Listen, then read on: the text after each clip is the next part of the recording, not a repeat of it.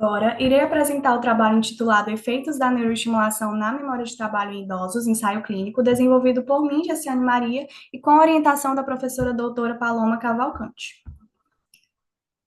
Os avanços promovidos pela ciência têm exercido impacto notável na promoção de saúde, revelando um fenômeno marcante, o envelhecimento da população de maneira mais acentuada. E esse evento evidencia o aumento da expectativa de vida, que implica em um crescimento cada vez mais acelerado no número de pessoas idosas.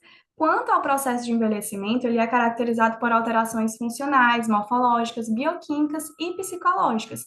E à medida que essas alterações ocorrem, observa-se um declínio acentuado em algumas funções cognitivas, e isso reflete tanto no bem-estar físico quanto social do idoso. Dentre as funções cognitivas afetadas está a memória, e aqui em específico a memória de trabalho, que é responsável pela manutenção e manipulação das informações necessárias para a realização das atividades das mais básicas às mais complexas. Naturalmente, essa função tem seu potencial reduzido e pode influenciar na perda de autonomia e independência do idoso. Já há na literatura evidências que intervenções que promovem mudanças adaptativas no sistema nervoso, que é o fenômeno conhecido como plasticidade neural, podem induzir ganhos cognitivos e retardar déficits cognitivos associados ao envelhecimento. A exemplo dessas intervenções, tem-se a estimulação transcraniana por corrente contínua, que é uma técnica de neuromodulação focal, não invasiva, simples, barata, de fácil transporte e de simulação confiável. Apesar dos avanços nos resultados empíricos sobre a técnica, ainda tem-se muitos entraves, e o principal deles é a ampla gama de parâmetros que dificulta a padronização do seu uso.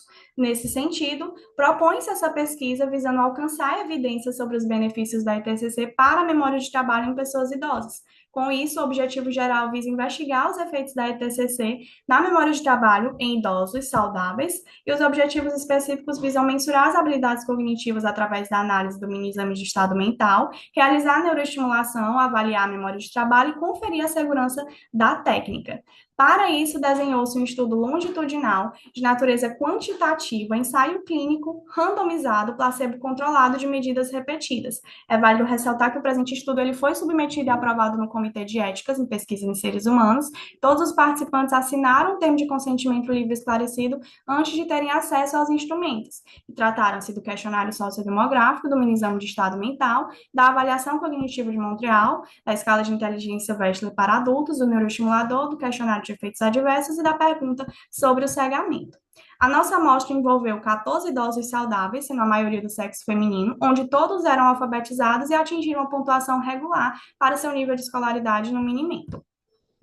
Os subtestes da escala de inteligência utilizados para avaliar os efeitos da ETCC foram dígitos direto, dígitos inversos e sequenciamento de letras e números, que foram aplicados em 30 minutos antes da intervenção, 30 minutos após os 10 dias e uma semana após os 10 dias. Partindo para os resultados e discussões, realizou-se uma análise de correlação entre o nível de alfabetização e as pontuações no Minimento, e obteve-se como resultado uma associação moderadamente positiva entre as variáveis. Foi realizado também um ANOVA para medidas repetidas dentre grupo, com as médias alcançadas nos subtestes da escala de inteligência, e verificou-se não haver uma diferença significativa ao longo do tempo. No entanto, já há na literatura sugestão para a inclusão de outros subtestes da escala de inteligência para contribuir com resultados mais abrangentes. Também há a necessidade de implementar outras medidas associadas à escala. E outros fatores, como viés de publicação, diferenças metodológicas, dependência de resultados comportamentais, diferenças entre individuais, também contribuem para as respostas heterogêneas da ITCC. E é possível identificar a influência dos resultados também quanto ao nível de escolaridade, visto que pesquisas apontam que a ITCC apresenta benefícios significativos para idosos com nível educacional mais alto, e a amostra é composta principalmente por idosos de séries iniciais. Então, em síntese, o protocolo da ITCC utilizado nesse estudo não produziu resultados estatisticamente relevantes para a memória de trabalho dos participantes da pesquisa. Mas, apesar dos avanços e das devidas contribuições do estudo, pode-se identificar algumas limitações, sendo a principal o tamanho da amostra, fazendo-se necessário novas pesquisas com o aumento da amostra para confirmar ou refutar os resultados aqui obtidos. Vai-se necessário também uma revisão do protocolo e dos procedimentos de aplicação, e todas essas adaptações elas possuem o potencial de melhorar a eficácia da aplicação da ETCC, visando produzir impactos positivos para a população idosa, amenizando os prejuízos provocados pelo declínio cognitivo e promovendo saúde e bem-estar. Aqui estão as referências e agradeço à orientadora, ao Laboratório de Neurociências e à Universidade Federal do Delta do Parnaíba.